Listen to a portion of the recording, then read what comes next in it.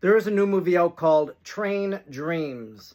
And when I watched the movie, I thought that it had two major themes. The first is grief, and the second, waiting.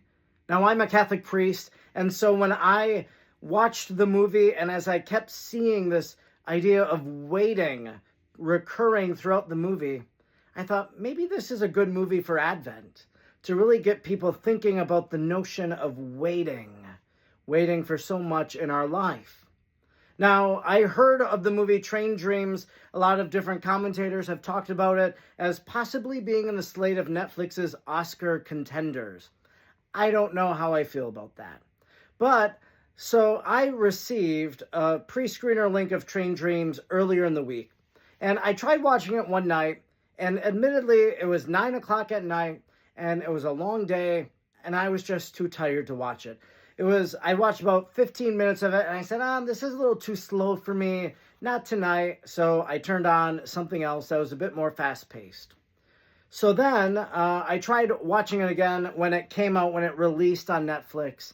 And again, I watched it. It was late, 8 o'clock, 8:30 I started, and I dozed off about midway through. Now, that's not supposed to be a commentary on the movie, but I will say I personally think it is a little more slowly paced than I would desire. Are there great shots, cinematography? Yes. Like in the very beginning when this tree is falling to the ground, amazing vision and sight, to put that there.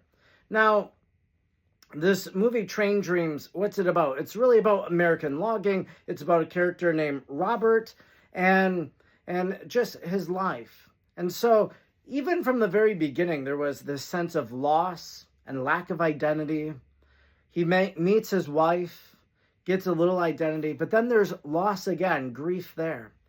And that's where the waiting comes in, because he waits. He's hopeful. He's expectant that maybe his wife, his daughter, they escaped and they're going to come back.